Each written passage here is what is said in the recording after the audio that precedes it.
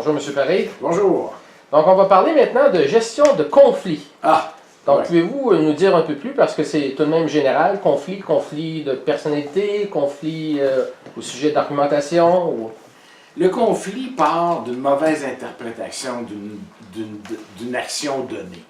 Ça peut être d'une parole donnée. Donc, on a tous notre perception.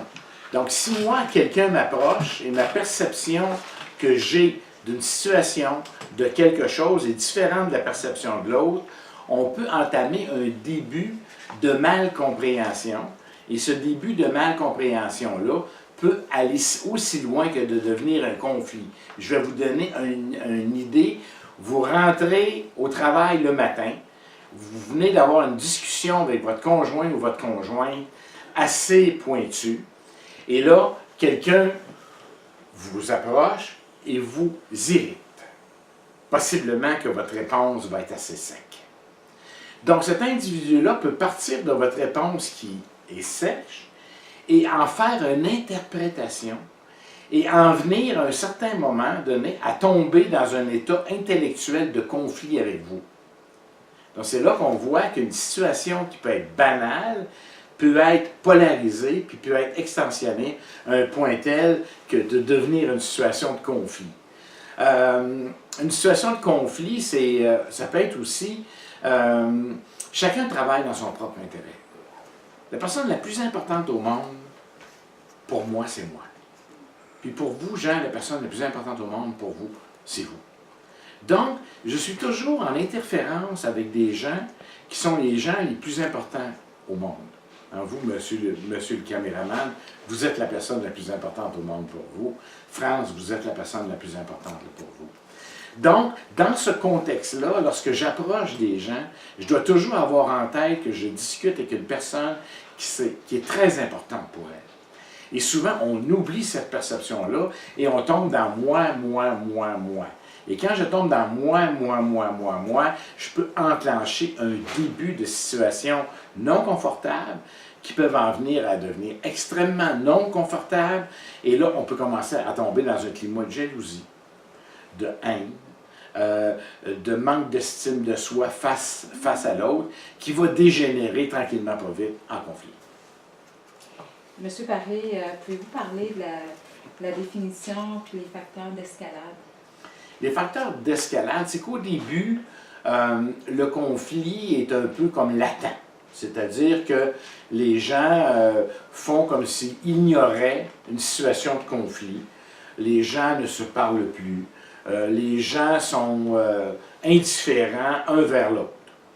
Mais plus la situation avance, plus à un certain moment donné, ça peut dégénérer. Donc, dégénérer, ça veut dire que je pose des actes qui vont nuire à l'autre. Des actes qui peuvent être au travail, dans des rapports, je vais amener quelqu'un à commettre des erreurs volontairement, c'est-à-dire que je l'amène à commettre une erreur, et là, à ce moment donné-là, ça va me permettre, moi, de me grandir par rapport à cette personne-là. Donc, je vais accélérer. J'ai une organisation qui nous a engagé 20 PhD. Donc, il y en avait 10 à Montréal, puis il y en avait 10 à Québec, une organisation paragouvernementale. C'était rendu que ça n'avait plus aucun sens. C'était plus gérable à Montréal, c'était plus gérable à Québec, puis la relation entre les deux bureaux était plus gérable. Donc, ce qu'on a fait, c'est qu'on a pris ces gens-là, puis on est allé dans un endroit en campagne, et on a passé 2 jours ensemble pour régler cette situation-là. Des PhD, on parle tout de même des gens très instruits. Et on a passé 2 jours ensemble. Ensuite, 1 mois plus tard, on a passé une autre journée ensemble, puis on a réglé le problème. Donc, la base de ça, des PhD qui travaillent dans un contexte X, c'est des gens qui ont des gros égos. Donc, c'est très difficile de travailler avec des gens qui ont des gros égos, surtout quand ils décident à un certain moment donné de se considérer comme supérieurs aux autres. On a réglé la situation en utilisant une méthodologie. Puis vous, vous en avez un peu parlé, mais peut-être développer un peu plus sur les réactions. C'est quoi les réactions en situation de stress? Les réactions en situation de stress, c'est qu'à un moment donné, je perds le contrôle de mes émotions. Et quand je perds le contrôle de mes émotions, je deviens vulnérable. C'est-à-dire que ce que je fais à ce moment donné-là, c'est que je vais faire une transposition de tout ce que je pense dans mes gestes. En réaction, dans une situation comme ça, moi, ce que je suggère, sortez du bureau, sortez de la shop, allez fumer même si vous ne fumez pas. Prenez le temps de relaxer avant de revenir. Allez aux toilettes même si vous n'avez pas envie. À un certain moment donné, quand la tension devient énorme, il faut sortir. Parce que si je reste là, ça va dégénérer, puis après ça, je peux dire des choses que je ne serai pas capable de défaire par la suite. Parce que les gens, là, il y a des visuels puis il y a des auditifs. Quand je parle avec une personne qui est visuelle, elle va regarder l'expression de mon visage.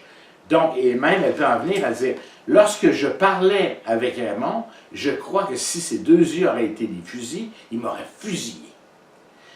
Un auditif va dire, si vous saviez les mots que Raymond a pris, c'est incroyable.